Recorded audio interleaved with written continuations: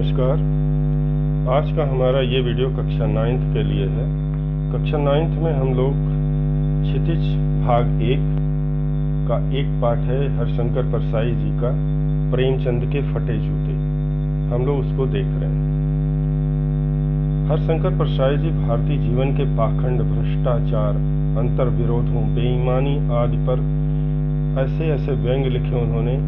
ऐसे लेख और शोषण के विरुद्ध साहित्य की भूमिका को स्पष्ट किया और स्पष्ट करके उन्होंने लोगों को ये बताया कि साहित्य को किस प्रकार से जिम्मेदारी बनती है कि वह लोगों को इस क्षेत्र में समझाए और इसके विरोध में खड़ा करे।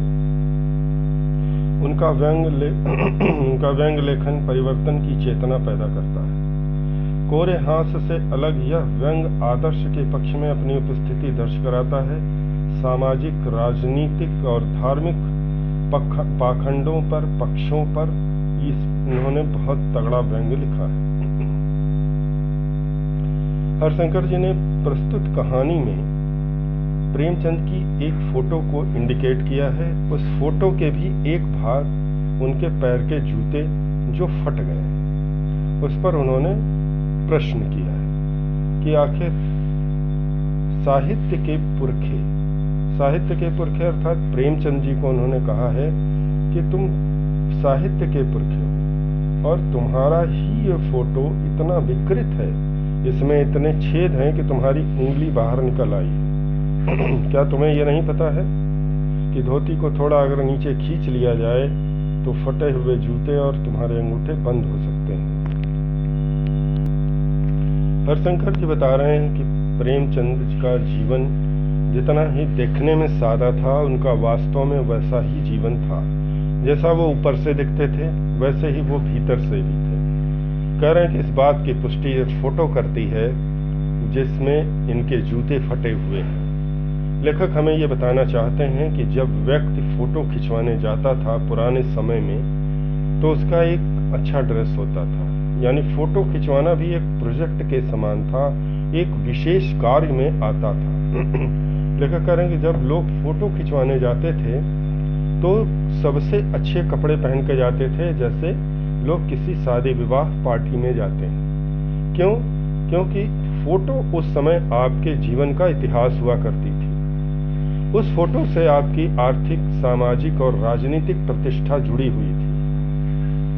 लेखक कह रहे हैं परंतु प्रेमचंद जी ने इन तीनों का भी ख्याल नहीं रखा। उन्होंने वो जूते पहने जो पूरी तरह से फटे हुए थे और उनको इस बात का जरा सा भी गुमान नहीं है, पता नहीं है कि उनके जूते फटे होने से कितनी बड़ी दिक्कत सामाजिक प्रतिष्ठा को लग रही है। उन्होंने कहा कि जब तुम्हारा ये ड्रेस फोटो खिंचवाने का है, अर्थात फोटो खिंचवाने का ड्रेस तुम्हारा ऐसा है तो तुम प्रतिदिन क्या पहनते होगे।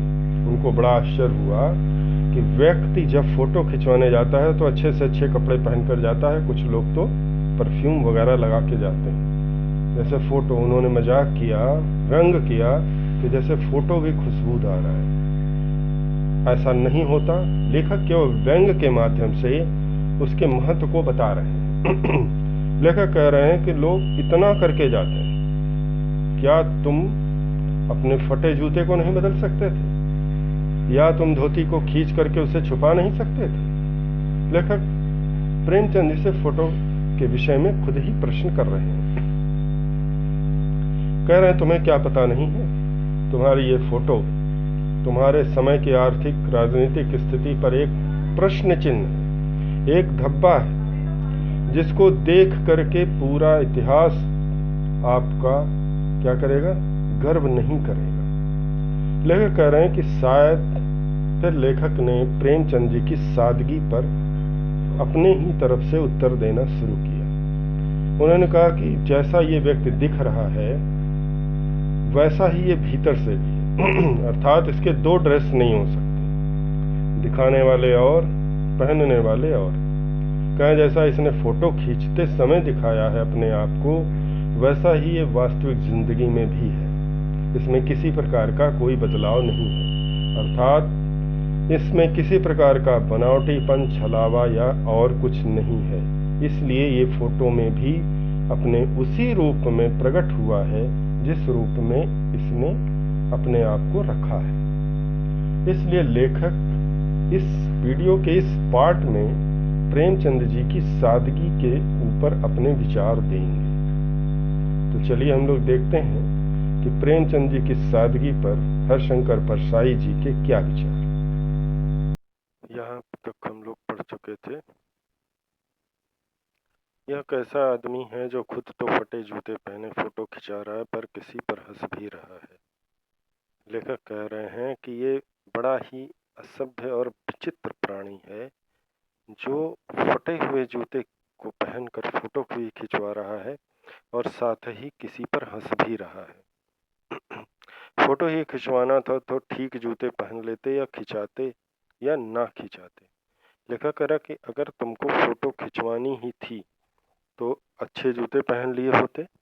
इस फटे जूते को पहनने का क्या अर्थ हुआ? और अच्छा तो ये होता कि तुम फोटो खिंचवाते ही नहीं। फोटो ना खिंचाने से क्या बिगड़ता था? लेखक कह रहे हैं कि फोटो अगर तुम नहीं खिंचवाते तो तुम्हारा क्या बिगड़ जाता? अर्थात किसी भी प्रकार से कोई भी नुकसान होने वाला नहीं था।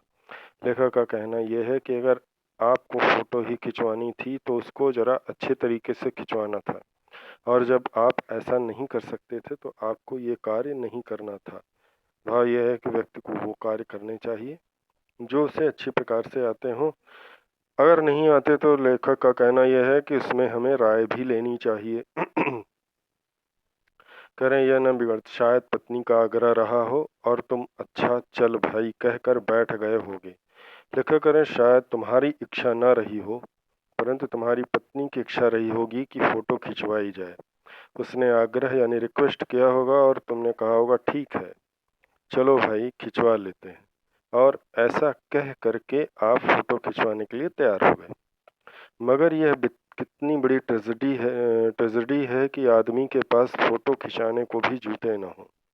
लेखक कह रहे हैं ये बड़े दुख की बात है कि आदमी के पास, आपके पास आज स्थिति ये है कि फोटो खिंचवाने के लिए भी आपके पास अच्छे जूते नहीं हैं। मैं तुम्हारी ये फोटो देखते देखते तुम्हारे क्लेश को अपने भीतर महसूस करके जैसे रो पड़ना चाहता हूँ।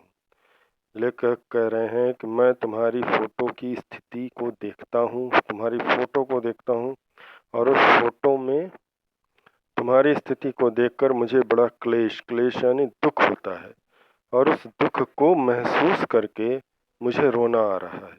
भाव ये है, लेखक कह रहे हैं कि जब तुम्हारे जैसे महान व्यक्ति की ये हालत है तो उन व्यक्तियों की क्या हालत होगी जो बहुत ही सामान्य थे। कह रहे लेखक का कहना यह है कि लेखक एक बड़ा साहित्यकार और लेखक एक बड़ा मुकाम रखते हैं। समाज को सुधारने की बहुत बड़ी जिम्मेदारी उनके कंधों पर होती है, परंतु दुख की बात यह है कि हमारे साहित्य के पुरखे अर्थात प्रेमचंद जी की हालत अगर ऐसी है तो फिर भला उन लोगों की जो एकदम सामान्य व्यक्ति हैं उनकी हालत कैसी रही होगी। इस बात को सोचकर मुझे बहुत दुख हो रहा है। मगर तुम्हारी आंखों का यह तीखा दर्द भरा व्यंग मुझे एकदम रोक देता है। लेखक कह रहे हैं परंतु तुम्हारी आंखों में, चेहरे पर तुम्हारे मुस्कान अवश्य है परंतु तुम्हारी आंखों में एक दर्द है। वो दर्द एक व्यंग की तरह है और वो व्यंग मुझे तुम पर हंसने से रोक देता है। लेखक कह रहे हैं कि तुम फोटो के महत्व को नहीं समझते, तुम फोटो का महत्व नहीं समझते। समझते होते तो किसी से फोटो खिंचाने के लिए जूते मांग लेते। लेखक कहना चाहते हैं कि प्रेमचंद जी से कि तुम फोटो का क्या महत्व है, तुम इस महत्व को नहीं समझते। अगर तुम इस बात को समझते होते तो किसी से फोटो खिंचाने के लिए जूते मांग लेते। कह रहे लोग तो मांगे के कोट से वर दिखाई करते हैं। वर दिखाई करना मतलब जब लड़की के लिए लड़का देखने जाते हैं तो लड़का क्या करता है, विभिन्न प्रकार के साज धाज के साथ आता है यानी सज धज कर के आता है। वही हरशंकर जी उदाहरण दे रहे हैं कि लोग मांगे यानी उधार मांग करके कोट पहन लेते हैं और अपने आप को विवाह के लिए उपयुक्त बताते हैं। अगर तुम्हें फोटो ही खिंचाना था तो तुम किसी फोटो खिंचाने से पहले तुम किसी से जूते मांग लेते सिर्फ फोटो खिंचाने के लिए और उसे वापस कर देते। लोग बड़े बड़े काम सिर्फ उधार लेकर के ही कर लेते हैं। तुम इस छोटा सा काम भी नहीं कर पाए और मांगे की मोटर से बारात निकालते हैं। लेखक कह रहे हैं कि सबके पास मोटर नहीं होती है, मोटर यानी कार नहीं होती है, परंतु हर व्यक्ति कार में ही विवाह करने जाता है। तो लोग इसको मांग करके ही जाते हैं। कह रहे हैं कि हम भले किराया देते हों, परंतु हम कार को मांग कर बारात निकाल लेते हैं। फोटो खिंचाने के लिए तो बीबी तक मांग ली जाती है। लेखक व्यंग कर रहे हैं कि लोग अच्छी फोटो खिंचाने के लिए कई बार बीबियां भी बदल लेते हैं। किसी दूसरे की बीबी के साथ अपनी फोटो खिंचवा लेते हैं। तुमसे जूते ही मांगते नहीं बने। लेखक कह रहे हैं और एक तुम हो जिससे जूते मांगते ही नहीं बने। लेखक कह रहे हैं ये बड़े आश्चर्य की बात है कि लोग यहाँ पता नहीं क्या क्या मांग लेते हैं और तुम जूते तक नहीं मांग पाए। तुम फोटो का महत्व नहीं जानते। लेखक कह रहे हैं तुम्हें फोटो का महत्व नहीं पता है। फोटो इतिहास होता है।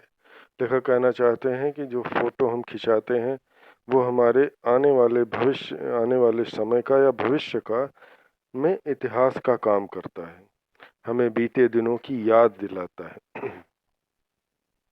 लेखक कह रहे हैं लोग तो इत्र चुपड़ कर फोटो खिंचाते हैं। चुपड़ना मतलब लगाना। कह रहे हैं कुछ लोग ऐसे होते हैं जो इत्र लगा करके फोटो खिंचाने जाते हैं जिससे फोटो में खुशबू आ जाए। उनको ऐसा लगता है कि अगर इत्र लगा कर जाएंगे तो फोटो में खुशबू आ जाएगी। हालांकि ये लेखक व्यंग कर रहे हैं, ऐसा कभी होता नहीं है। करें गंदे से गंदे आदमी की फोटो भी खुशबू देती है। खुशबू से मतलब यहाँ पर आप ले सकते हैं कि उसके बीते हुए दिनों की, अच्छे दिनों की यादों के रूप में उसको वो सजोता है और बीते हुए अच्छे दिनों को याद करता है, जो एक खुशबू के समान सुखदायी होता है। लेखक भी कह रहा है कितना गंदा से गंदा आदमी हो, कितना बुरा से बुरा आदमी हो, फिर भी वो फोटो खुशबू, उसकी फोटो उसके जीवन में खुशबू भर देती है। टोपी 8 आने में मिल जाती है और जूते उस जमाने में भी 5 रुपए से कम में क्या मिलते होंगे। लेखक कह रहे हैं टोपी जो सर पर धारण की जाती है जिससे इज्जत और प्रतिष्ठा बनती है, वो सिर्फ कितने में आ जाती है? 8 आने में। 8 यानी 50 पैसे में। परंतु पैरों के जूते 5 रुपए में मिलते हैं। यद्यपि दोनों का स्थान के कारण महत्व होता है। तो करें टोपी सस्ती होकर भी अधिक महत्वपूर्ण होती है और जूते महंगे होकर के भी उतने महत्वपूर्ण नहीं होते हैं। लेखक कहना चाहते हैं कि व्यक्ति का महत्व उसके स्थान के अनुसार होता है, उसकी योग्यता और कार्य के अनुसार होता है। टोपी महत्वपूर्ण होती है, सर पे होती है, सबकी, हर व्यक्ति की इज्जत और प्रतिष्ठा को बढ़ाती है, इसलिए वो महत्वपूर्ण है। जबकि जूते पैरों में पहने जाते हैं और वो पैरों की सुरक्षा करते हैं, इसलिए भले वो महंगे हों पर उनका महत्व कम है। विवेकानंद जी ने एक बार कहा था कि यदि आप सर हैं यानी खोपड़ी हैं, टोपी हैं, और तो आप पैरों की उपेक्षा ना करें, क्योंकि जब पैर लड़खड़ाते हैं तो सबसे पहले आपका सर ही जमीन पर आ जाता है। यानी जो व्यक्ति घमंड करता है, बड़े से बड़ा व्यक्ति भी जमीन में गिरा हुआ मिलता है। अब तो जूते की कीमत और बढ़ गई है और एक जूते पर 2500 टोपियां न्यौछावर होती हैं। लेखक यहाँ बहुत बड़ा व्यंग कर रहा है कि अब आज लोग जूतों का महत्व अधिक रखते हैं, यानी उन व्यक्तियों का जिन व्यक्तियों को सम्मान नहीं मिलना चाहिए फिर भी उन्हें बहुत अधिक सम्मान दिया जाता है। और ऐसे लोगों के ऊपर, ऐसे बेईमान और चोरों के ऊपर कितने ही ईमानदार व्यक्ति यानी टोपियां न्यौछावर हैं। यानी एक व्यक्ति जो उल्टे सीधे कार्य करता है, अपने धन और संपदा के कारण लोगों में काफी महत्वपूर्ण स्थान रखता है और लोग उसे पसंद करने लगते हैं। परंतु टोपी अपना महत्व कभी समाप्त नहीं करती, भले ही टोपियों को लोग अपमानित करें, नीचे फेंकें करें। जूते की कीमत और बढ़ गई है और एक जूते पर 2500 टोपियां न्यौछावर होती हैं करें। जहाँ बेईमानी चलती है वहाँ पर बेईमानों के ऊपर लोग प्रसन्न होते हैं और उनके साथ मेल जोल बढ़ाते हैं, जबकि टोपियां यानी सम्मानित व्यक्ति का निरादर होता है। एक शब्द में कह सकते हैं कि जिसको सम्मान मिलना चाहिए उसे अपमान मिलता है और जिसे अपमान मिलना चाहिए उसे सम्मान मिलता है। करें तुम भी जूते और टोपी के अनुपातिक मूल्य के मारे हुए थे। देखा करें तुम्हें भी जूते और टोपी में फर्क नजर नहीं आ रहा था। तुम्हें लगता है कि जूता अनुपातिक यानी औसत रूप से अधिक महत्वपूर्ण नहीं है, जबकि टोपी का मूल्य है। इसलिए तुमने सिर पर अच्छी पगड़ी धारण की परंतु पैरों में बहुत खराब जूते पहने। यह विडंबना मुझे इतनी तीव्रता से पहले कभी नहीं चुभी। लेखक कह रहा यह विडंबना यानी कि टोपी और जूते का जो महत्व है, इस बात को लेकर मैं पहले कभी इतना परेशान नहीं हुआ। न कभी इसने मुझे परेशान किया जितनी आज चुभ रही, यानी जितना आज मुझे ये विषय परेशान कर रहा है। जब मैं तुम्हारा फटा जूता देख रहा हूँ, लेखक कर मैं तुम्हारे इस फटे हुए जूते को जब देखता हूँ तो मुझे बड़ी तकलीफ होती है कि तुमने टोपी और जूते के महत्व को नज़रअंदाज कर दिया। दोनों का महत्व अपनी जगह पर है, परंतु समयानुसार हमें उसके महत्व को बदलते रहना चाहिए। इस वक्त जूते का महत्व अधिक है और टोपी का महत्व कम है। लेखक कह रहे हैं कि मगर तुम महान कथाकार, उपन्यास सम्राट, युग प्रवर्तक जाने जाने क्या कहलाते थे, मगर फोटो में भी तुम्हारा जूता फटा हुआ है। लेखक कह रहे हैं कि लोग तुम्हें महान कथाकार, महान कहानीकार के रूप में जानते हैं, उपन्यास सम्राट के रूप में जानते हैं, युग प्रवर्तक के रूप में तुम्हें पहचानते हैं, मगर फोटो में भी तुम्हारा जूता फटा हुआ है। कहीं इतनी सारी विभूतियां, इतने महत्वपूर्ण पद पर आसीन होकर के लोगों के दिलों में राज करने वाले प्रेमचंद जी, आपने जूते फटे हुए क्यों पहने हैं?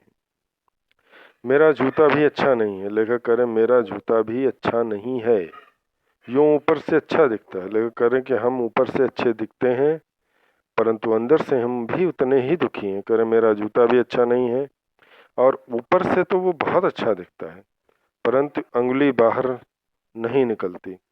करें अंगुली बाहर नहीं निकलती पर अंगूठे के नीचे तला फटा हुआ है। लेखक करें कि मेरी उंगली बाहर नहीं निकल रही है, मेरा जूता फटा हुआ है पर मैंने अपनी उंगली को बाहर नहीं निकलने दिया है। मेरी हालत तुम्हारे जूते से भी बुरी है। मेरे जूते का तला यानी सोल फट चुका है, अंगूठा जमीन से घिसता है और पैनी मिट्टी पर कभी रगड़ खाकर लहूलुहान भी हो जाता है। कर मेरी हालत इतनी बुरी है कि मेरा पैर जमीन में रगड़ खाता है और कठोर मिट्टी पर रगड़ खा करके लहूलुहान हो जाता है, यानी मेरा पैर में चोट लग जाती है, पूरा तला गिर जाएगा, पूरा पंजा छिल जाएगा मगर उंगली बाहर नहीं दिखेगी। लेखक करें मेरा पूरा पैर घिस जाएगा, मेरा पूरा पंजा छिल करके छलनी छलनी हो जाएगा परंतु मैं उंगली को बाहर नहीं निकलने दूंगा। लेखक कहना ये चाहते हैं कि हम चाहे अंदर से कितने भी दुखी हो जाएं परंतु ऊपर से हम प्रसन्न ही दिखेंगे। हमें दिखावा पसंद है, हम वास्तविकता से बहुत दूर हैं। लेखक कह रहे कि हम अपनी कमजोरियों को छुपाने में ही अपना महत्वपूर्ण योगदान मानते हैं। उनका कहना है कि हमारा ये महत्वपूर्ण उद्देश्य होता है कि हम अपनी कमजोरियों को छुपा के रखें और हम अपनी कमियों को किसी को पता चलने ही ना दें। इसीलिए मेरी उंगली आपको कभी भी दिखेगी ही नहीं, भले ही मेरा पैर छिल करके कितना भी बुरा हालत में पहुंच जाए। मेरी उंगली ढकी है पर पंजा नीचे घिस रहा है कि मैं ऊपर से अच्छा दिख रहा हूँ, स्वस्थ दिख रहा हूँ परंतु मैं अंदर से बहुत दुखी हूँ। ठीक उसी तरह जैसे मेरा जूता ऊपर से तो अच्छा दिख रहा है, परंतु नीचे से वो घिस करके मेरे ही शरीर को नुकसान पहुंचा रहा है।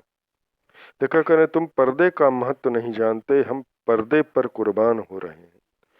कह रहे हैं कि तुम उस समय, जिस समय तुमने फोटो खिंचाई, उस समय में भी पर्दे की व्यवस्था थी। तुम पर्दे का महत्व बिल्कुल नहीं जानते। पर्दे से सारी कमियां छुप सकती हैं, सारी बुराइयां गायब हो सकती हैं। आप जो दिखाना चाहें, जो अच्छाइयां दिखाना चाहें, सिर्फ वही दिख सकती है। परंतु तुमने ऐसा नहीं किया, तुम वास्तविकता के करीब रहे।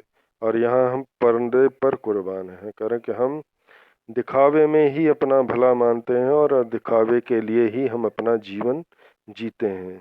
लेखक कह रहे हैं कि हमने अपना पूरा जीवन दिखावे में गुजार दिया और जो बचा है उस पर हम और दिखावा करने में लगे हुए हैं।